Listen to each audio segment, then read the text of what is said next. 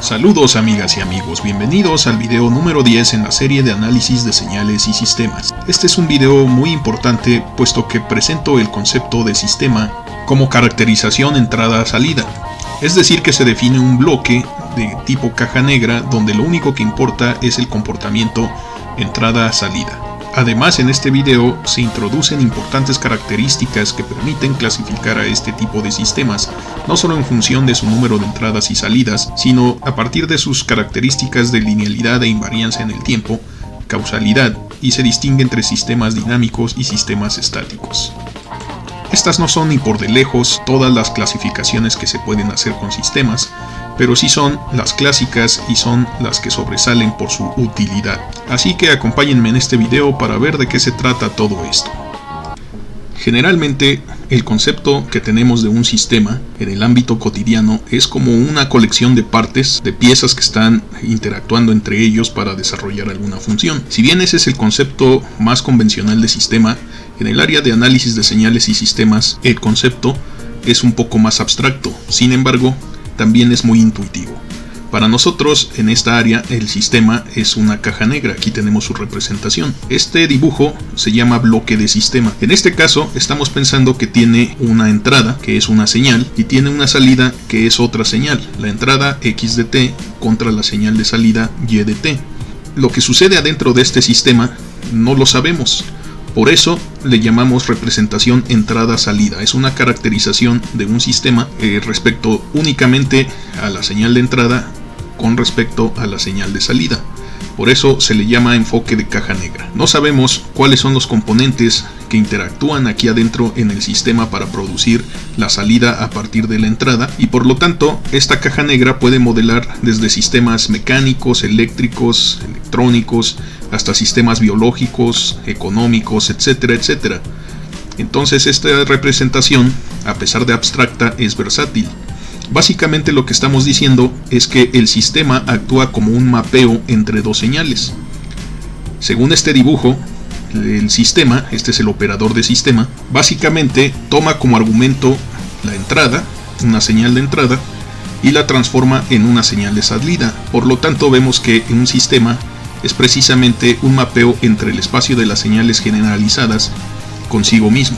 Es decir, de aquí tomamos la señal X y el sistema la convierte en la señal Y. Desde luego, si tenemos señales y sistemas en el tiempo discreto, el espacio cambia, sería L minúscula en vez de ser L mayúscula, pero la idea es la misma. Tenemos una señal de entrada, tenemos un operador del sistema y el operador de sistema se aplica sobre esta señal de entrada y produce una nueva señal llamada salida.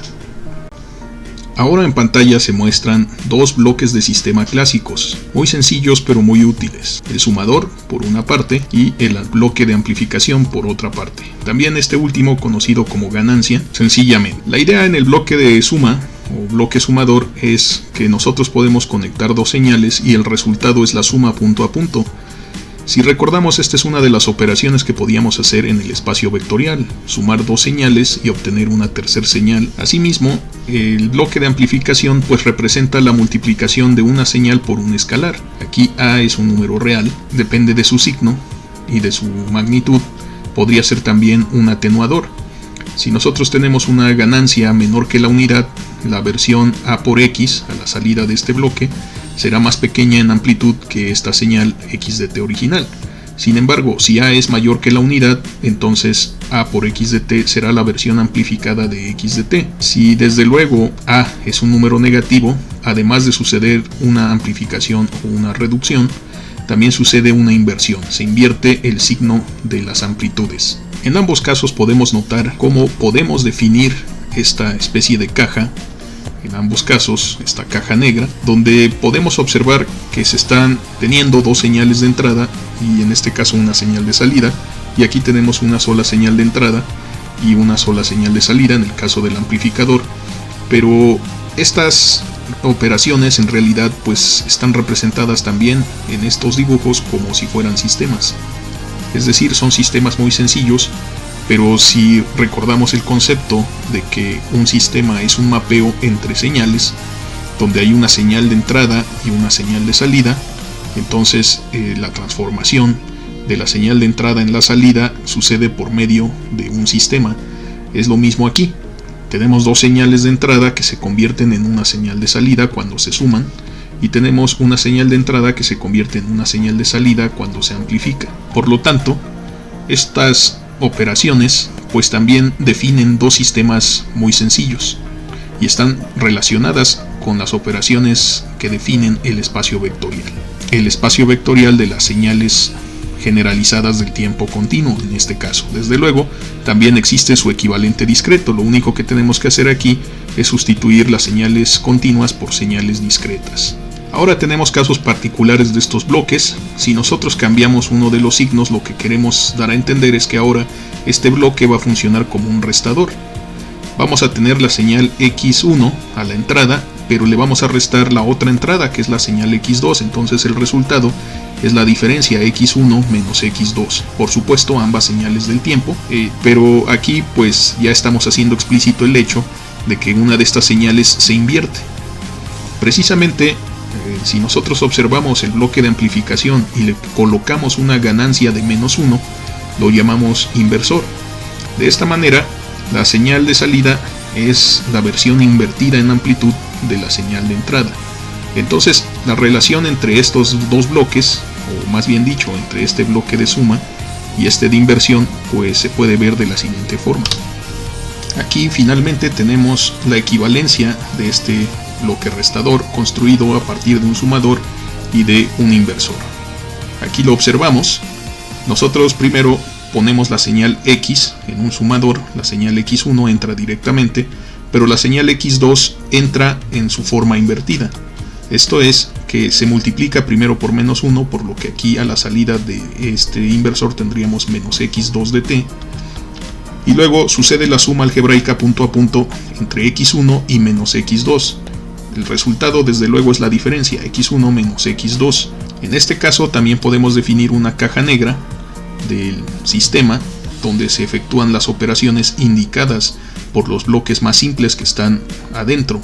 Sin embargo, este bloque es completamente equivalente a este bloque de aquí. Entonces, en muchas ocasiones, diagramas de bloques, que así se les llama a este tipo de dibujos, diagramas de bloques complicados, los podemos simplificar. Podemos obtener versiones simplificadas de estos diagramas de bloques que sean completamente equivalentes. Para poner un ejemplo de esta simplificación, es decir, de la equivalencia entre varios diagramas de bloques, hay que recordar esta propiedad que tienen las señales de ser distributivas, es decir, que el producto por un escalar es distributivo bajo la suma de señales, y era uno de los axiomas de espacio vectorial de los que comentamos en el video número 2.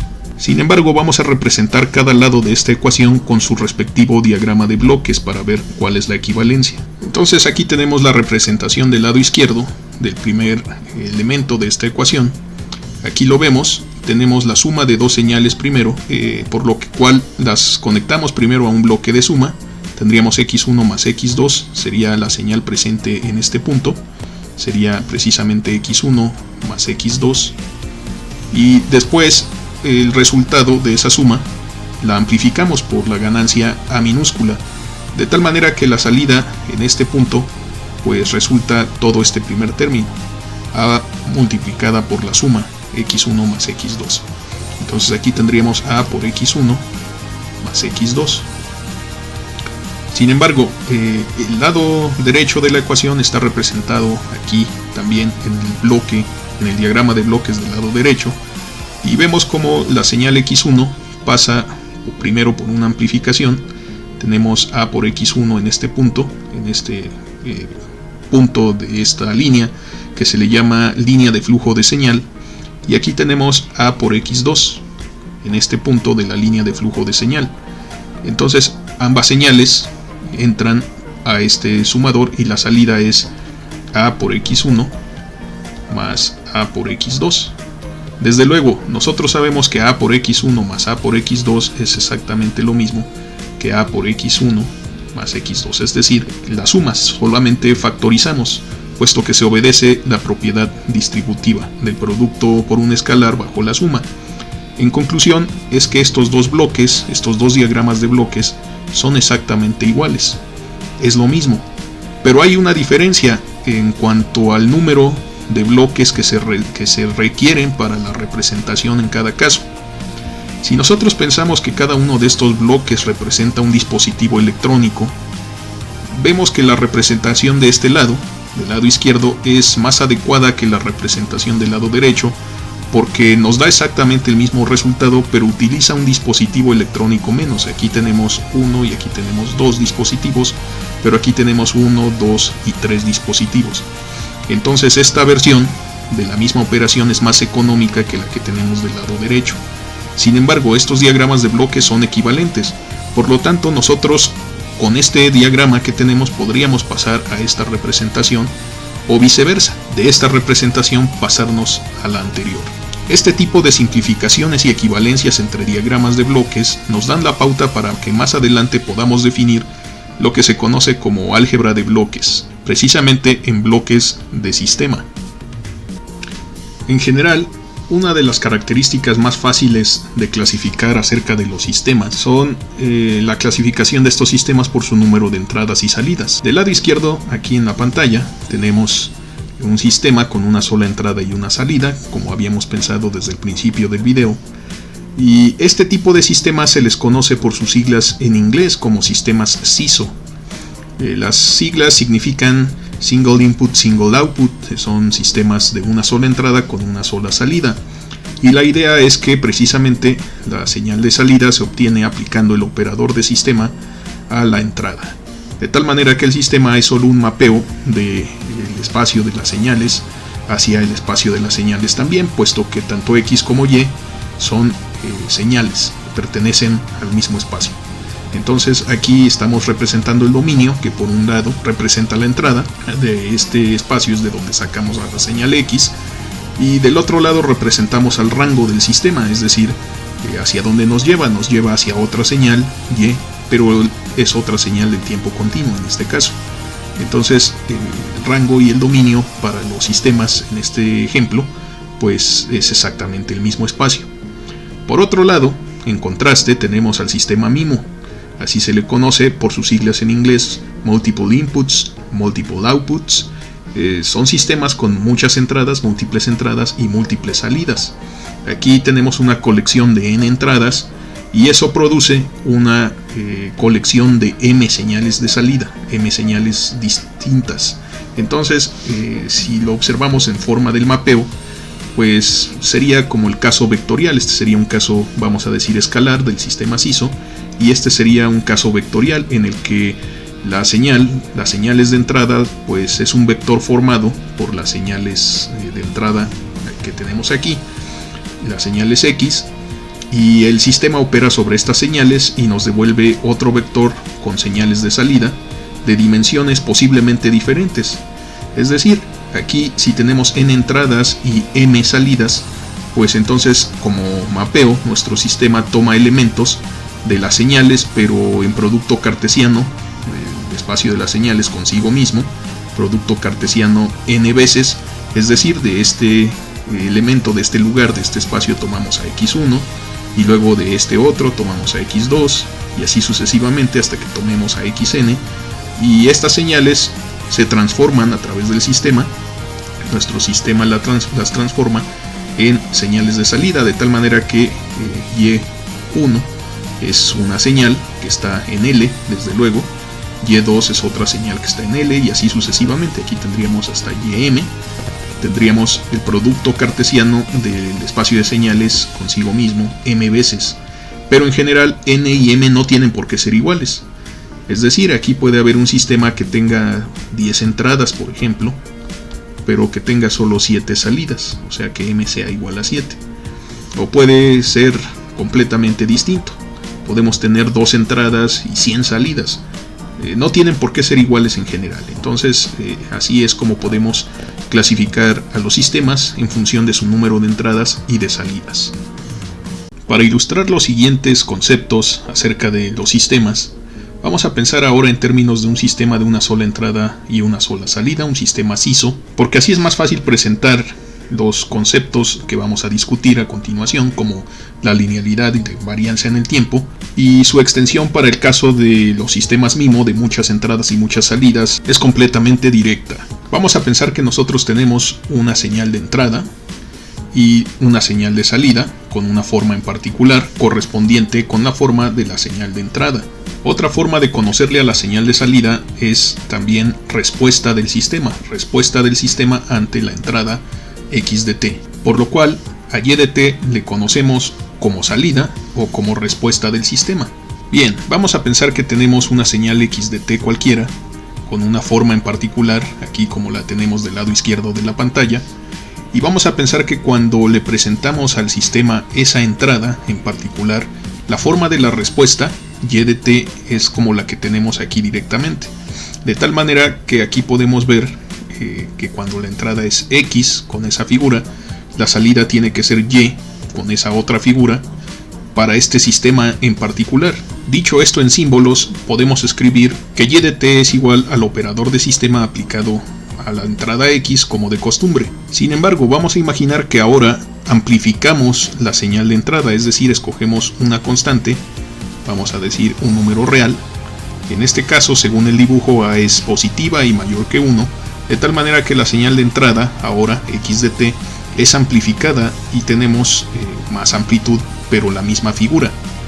En ese sentido, si nosotros ponemos esta nueva señal a la entrada del sistema, la salida vamos a imaginar que también es la misma figura, pero amplificada, es decir, es la misma forma de onda, como se le conoce, pero amplificada exactamente en el mismo factor que la entrada. En símbolos podemos escribir esto de la siguiente forma. Aquí lo tenemos.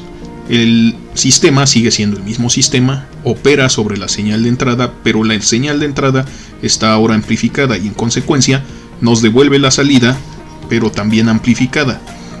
Ok, si esta propiedad es correcta, si el sistema logra tener ese efecto, decimos que el sistema es homogéneo.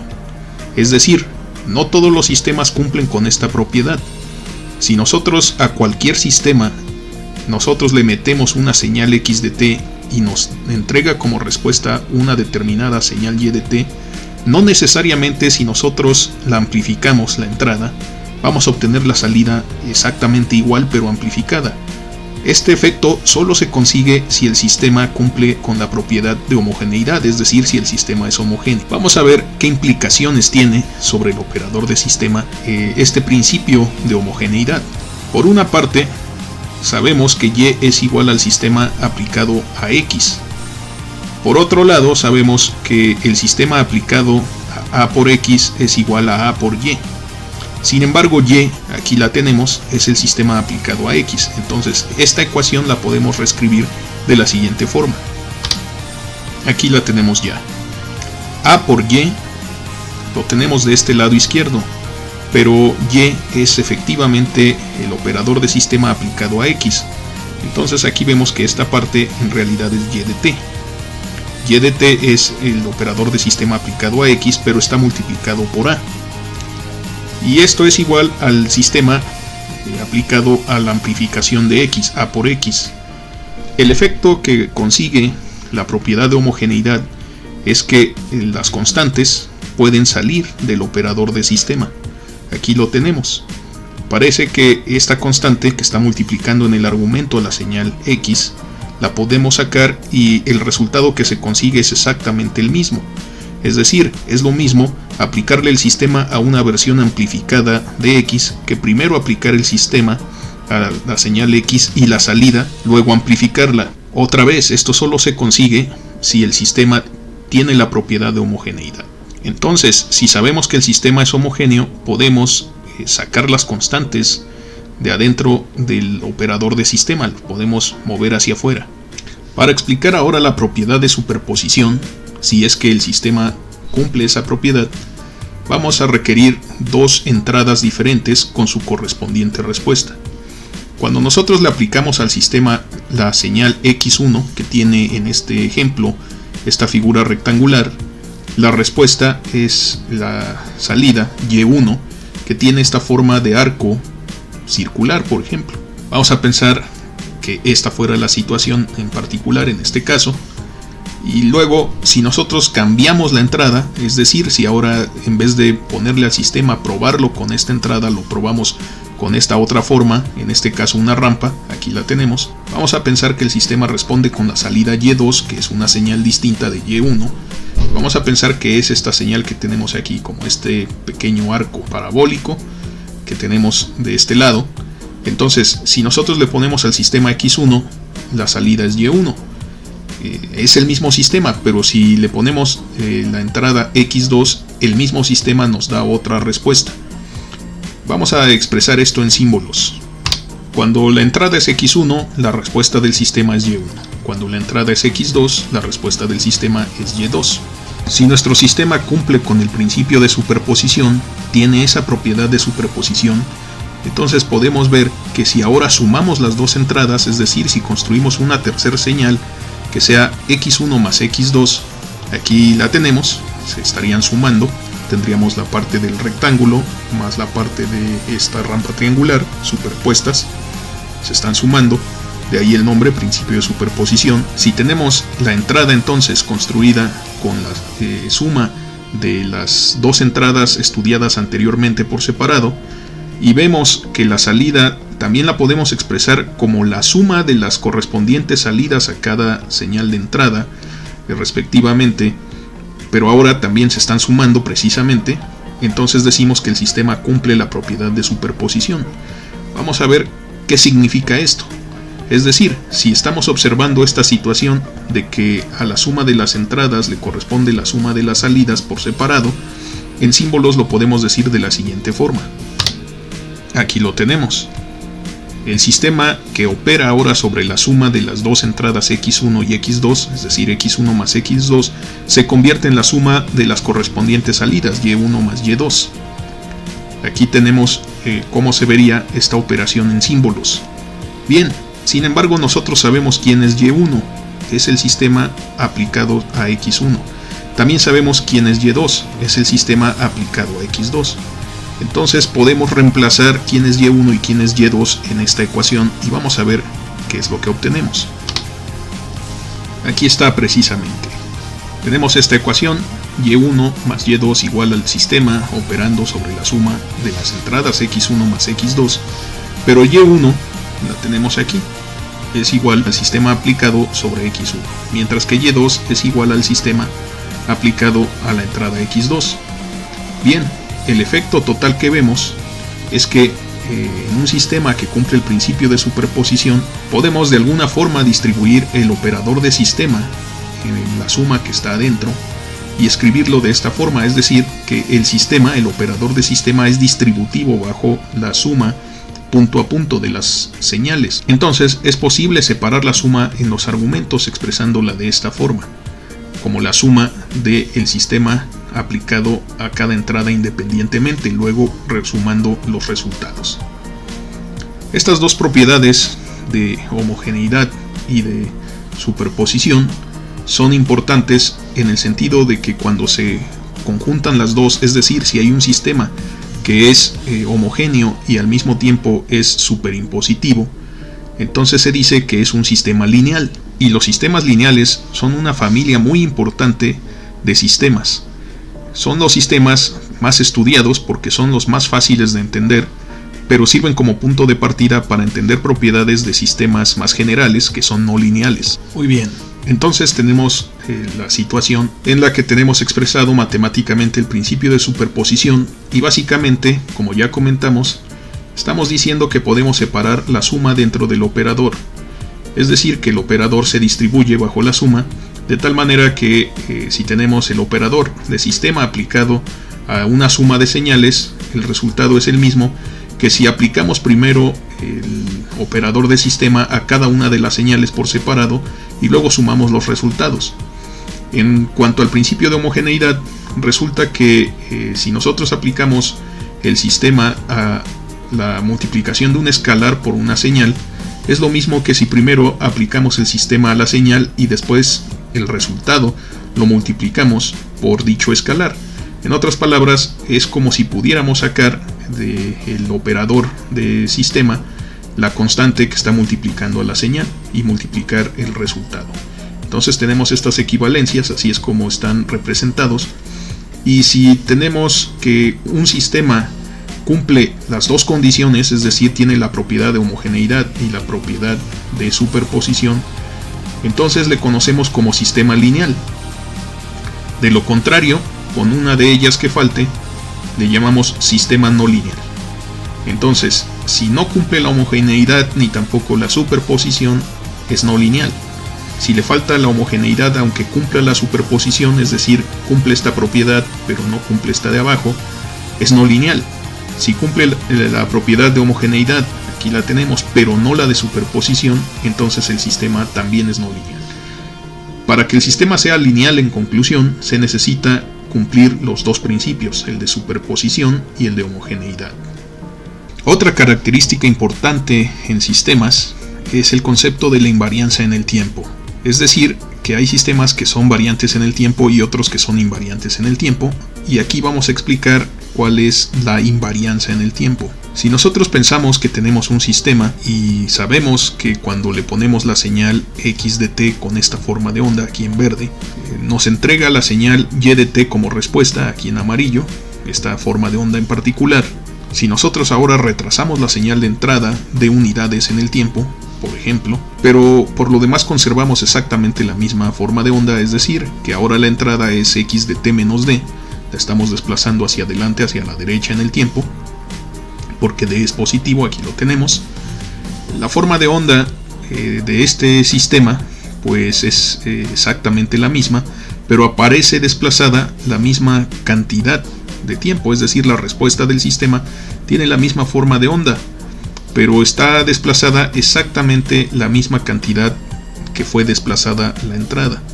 Si esto sucede así para cualquier valor de d, entonces nosotros decimos que el sistema es invariante en el tiempo. Aquí lo tenemos, TI de inglés, Time Invariant, así se le conoce, y entonces aquí tendríamos un sistema TI que es invariante en el tiempo. Una vez más, si nosotros le ponemos a la entrada x de t esta forma de onda y la respuesta es esta otra forma de onda en amarillo y de t, si nosotros solo desplazamos, hacemos corrimientos en el tiempo, en el eje del tiempo, en la entrada, pero conservamos la forma de onda y la forma de onda de la salida se preserva y únicamente se ve desplazada exactamente la misma cantidad, eso es importante, tiene que ser exactamente la misma cantidad, entonces nosotros decimos que el sistema es invariante en el tiempo. En símbolos podemos escribir lo siguiente, aquí tenemos la ecuación del operador de sistema, de tal manera que el sistema convierte a la entrada x en la salida y, como dijimos desde el principio. La cuestión ahora es, en el caso de la invarianza, que si nosotros desplazamos la entrada, la salida se conserva en forma de onda, pero también se desplaza, es decir, es la misma función de salida, pero desplazada la misma cantidad de tiempo. Si se cumple esta propiedad, decimos que el sistema es invariante en el tiempo. En contraste, tenemos a los sistemas variantes en el tiempo, TB por sus siglas en inglés, Time Varying, y pues aquí tenemos la misma situación al principio, en la que a una determinada señal de entrada, x de t en esta forma de onda, en verde, le corresponde y de t como respuesta del sistema, en esta forma de onda en amarillo. Sin embargo, cuando nosotros desplazamos la entrada, es decir, probamos al sistema, pero con una versión desplazada en el tiempo de la misma forma de onda de entrada anterior, vemos que el sistema ya no hace lo mismo, hace otra cosa. Es decir, la respuesta es ahora z de t, donde z de t es una señal cuya forma de onda es completamente distinta a la que tenía y de t, a pesar de que la forma de onda de la entrada es exactamente la misma, solo desplazada hacia la derecha en este ejemplo. En ese caso podemos ver que el sistema produce z de t como respuesta ante la entrada x desplazada en el tiempo, pero esa respuesta es diferente de la forma de onda que tendría si solo se considerara la salida desplazada también. Entonces no hace lo mismo el sistema, en realidad este sistema variante en el tiempo no hace lo mismo todo el tiempo. funciona de diferente forma según transcurre el tiempo. Este sistema, por el contrario, el sistema invariante en el tiempo, siempre hace lo mismo. Es decir, que podemos pensar que este sistema, si lo queremos entender como una máquina, pues es una máquina que permanece sin cambio en su función durante mucho tiempo. Es decir, pueden pasar años y sigue haciendo la misma operación, sigue haciendo las mismas funciones. Sin embargo, aquí tendríamos el ejemplo de otro sistema o una máquina que se reconfigura con el tiempo. Y entonces a veces funciona de una forma y a veces funciona de otra forma. Y lo que dicta cuál es esa evolución de esa máquina, cómo va cambiando esa máquina, es el tiempo precisamente. Entonces aquí en un sistema variante en el tiempo podríamos pensar que es una máquina que se transforma con el tiempo.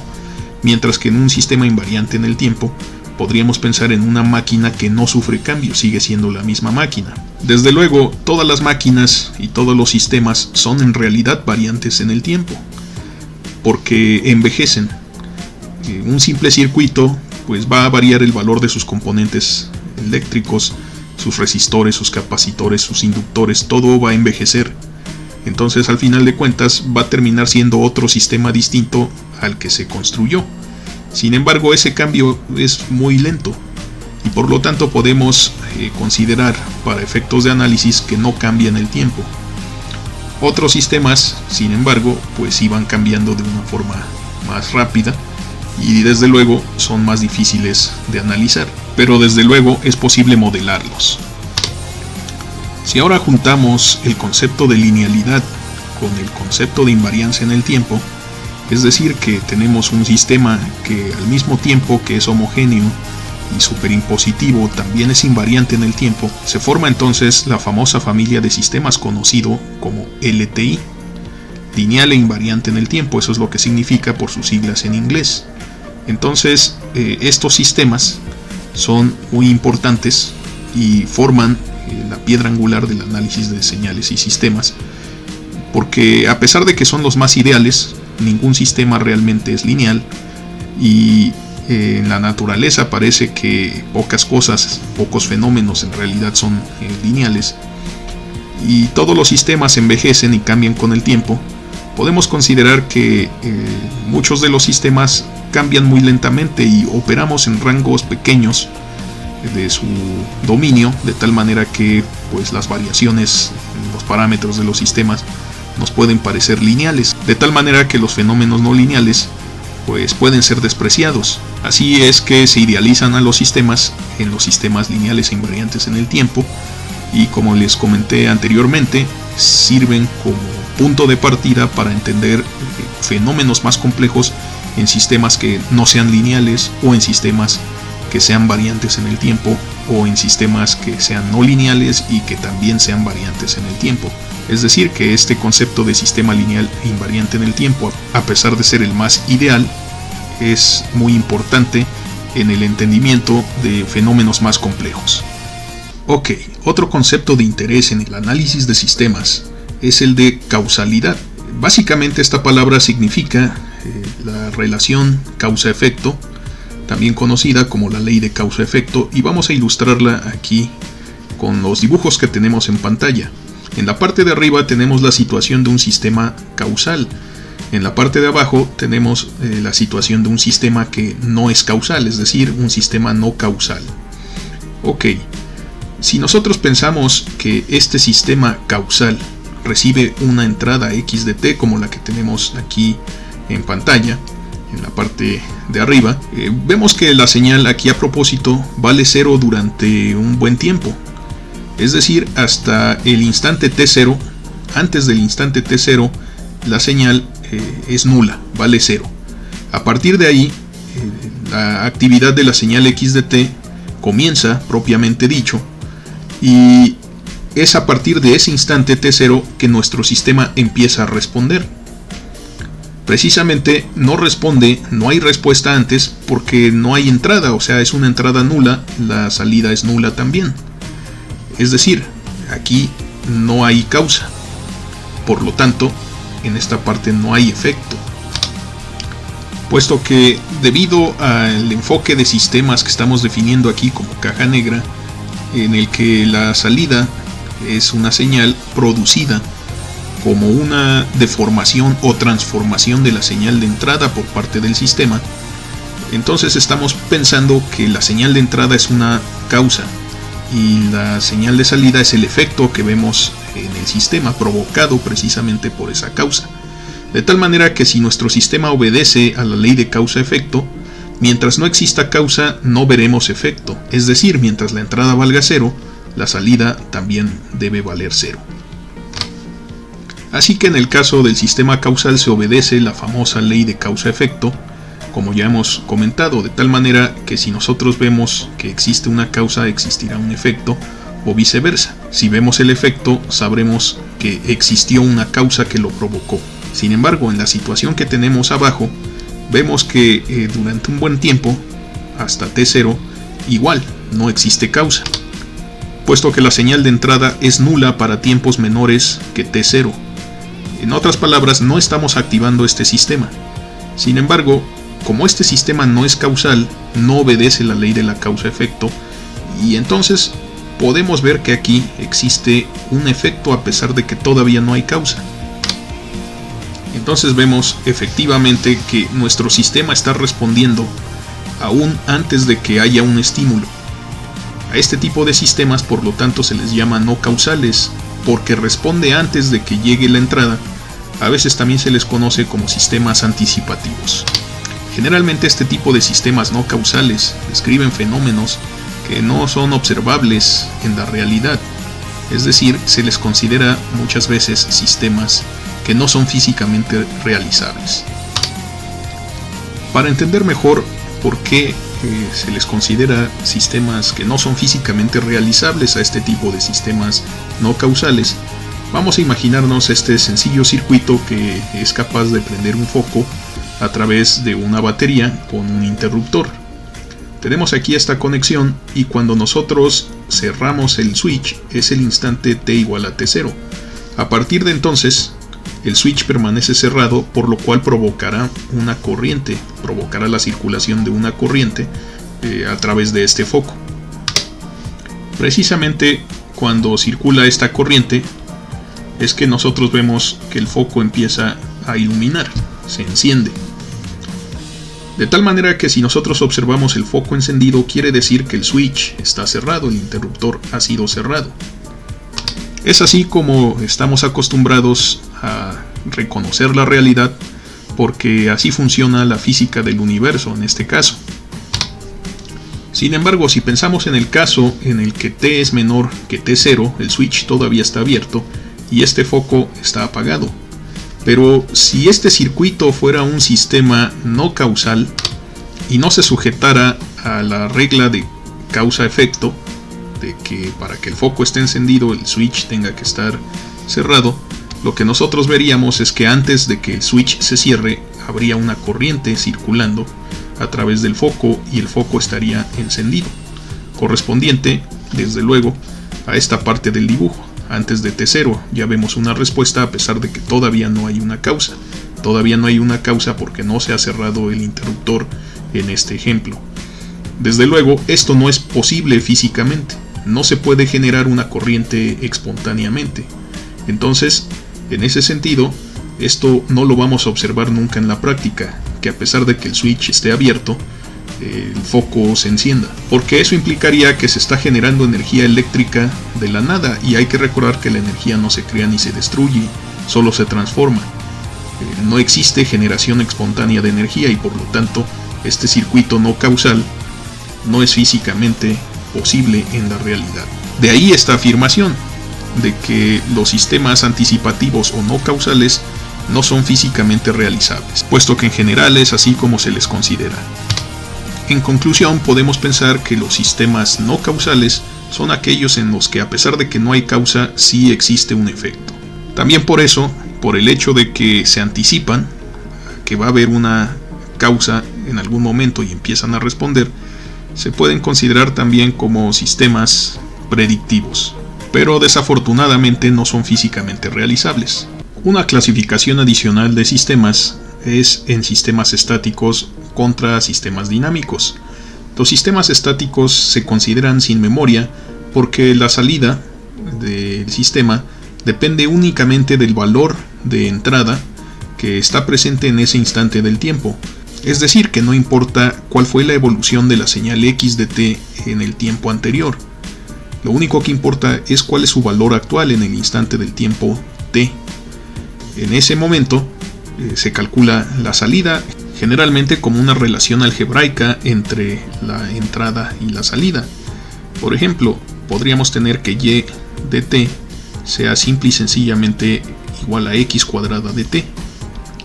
Es decir, que la salida es el cuadrado de la señal de entrada, por decir algo, o quizás, como otro ejemplo posible, podríamos pensar que la salida es el valor del seno de x de t.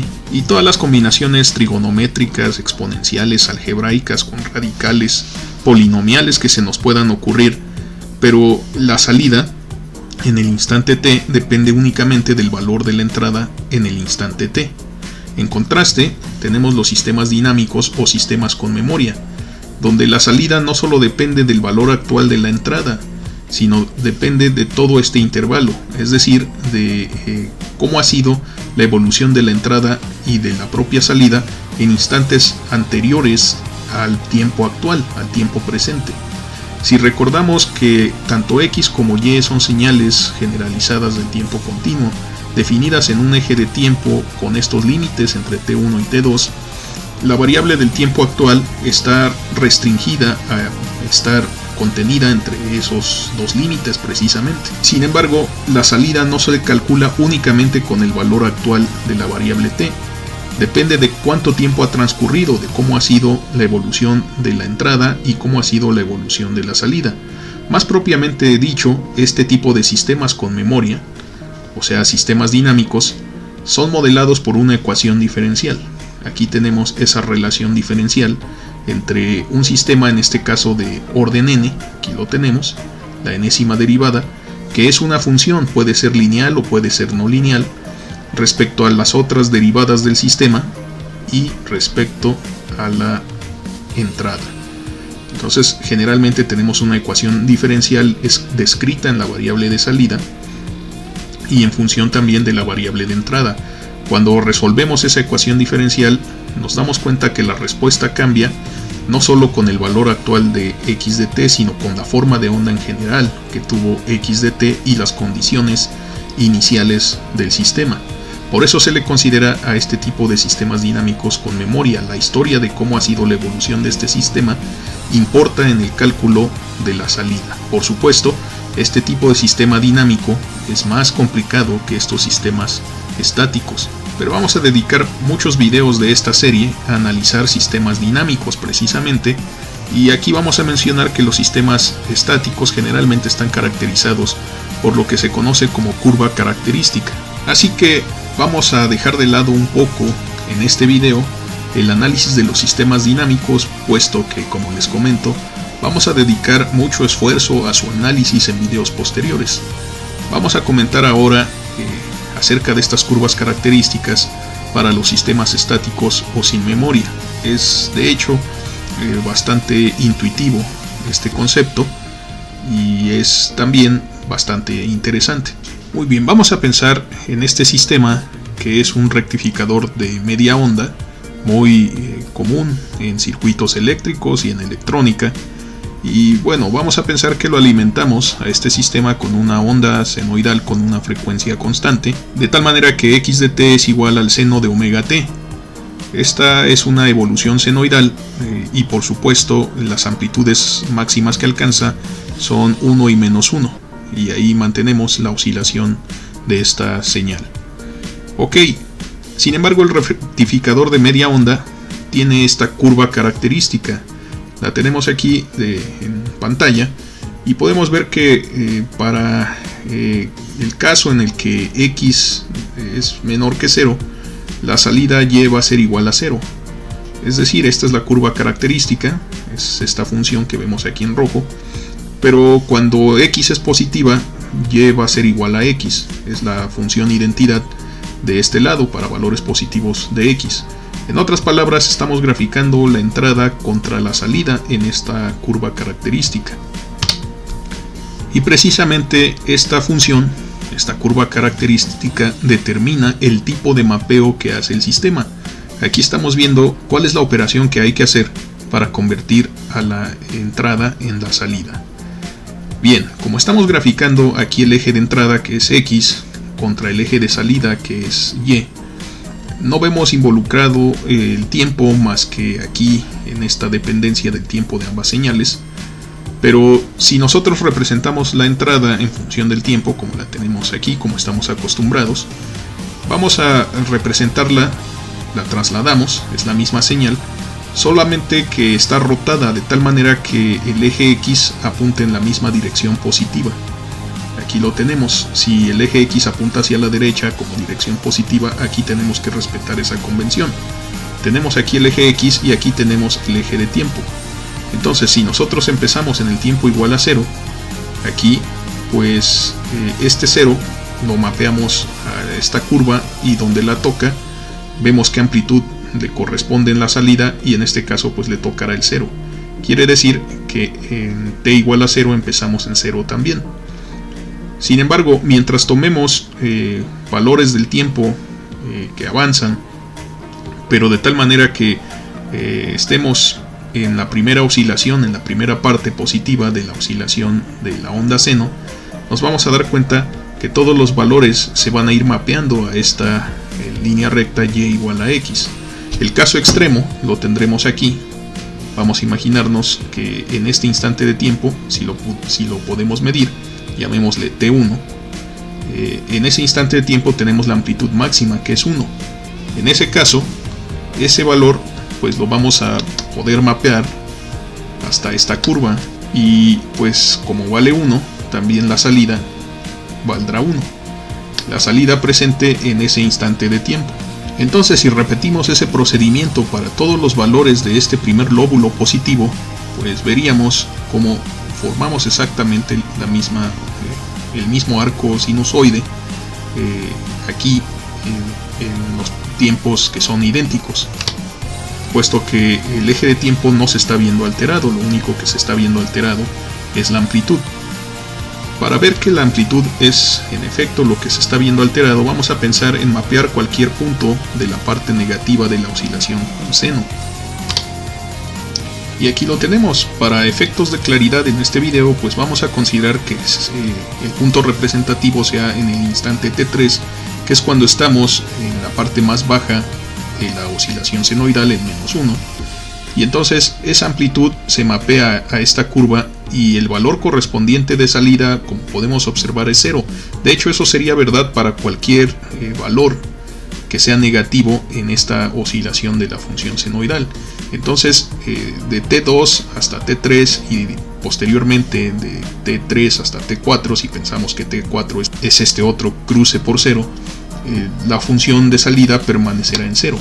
Después, cuando la polaridad de la onda seno se vuelva positiva otra vez, entonces todos los puntos de esta curva serán mapeados en su correspondiente instante de tiempo al mismo valor de salida, por lo cual veremos otra vez la oscilación senoidal correspondiente con este lóbulo de aquí. Pero nuevamente, al volverse negativa otra vez la oscilación, veremos que se recorta. Así que pues tendremos la versión rectificada de media onda de esta señal. Y de esa forma es como calculamos la salida. Precisamente en este caso, podemos pensar que este rectificador se puede construir con un diodo ideal, entre otras cosas, de la siguiente forma. Entonces aquí lo tenemos un circuito donde la entrada es una señal senoidal con frecuencia omega, y la salida es la señal y de t que está siendo rectificada, porque este diodo solo deja pasar la parte positiva y la parte negativa de la oscilación la recorta. En este caso estamos pensando que este es un diodo ideal. Por supuesto que también se puede fabricar un circuito con un puente de diodos que sea un rectificador de onda completa.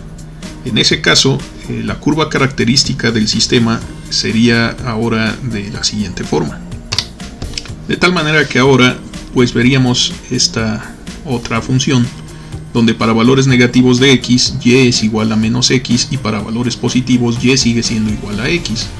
El efecto que tiene esto es que las excursiones negativas se rectifican ahora hacia la parte positiva, como lo estamos viendo aquí en pantalla. De tal manera que ahora pues no se recorta, sino que se invierte la parte negativa y la parte positiva se deja sin cambios. Aquí tenemos ese efecto, entonces aquí la salida pues tendría una rectificación de onda completa. Desde luego este circuito ya no sería válido, sería un circuito más bien como un puente de diodos. Y aquí tendríamos el circuito más o menos, donde igual la entrada es una onda senoidal, seno de omega t, y la salida la medimos entre estas dos terminales y tenemos este puente de diodos de rectificador de onda completa, de tal manera que cuando la polaridad de la fuente corresponde al primer lóbulo, que es positiva, vamos a pensar que la corriente circula a través del diodo 1, que está polarizado directamente. El diodo 4 se considera abierto porque está polarizado inversamente, y aquí podemos ver cómo circula la corriente en este sentido. Y si aquí hay una resistencia, una carga, entonces la corriente es capaz de fluir, y aquí entonces vemos que sigue su camino no por D2 sino por D3 y termina en la terminal de polaridad negativa de la fuente en esa oscilación.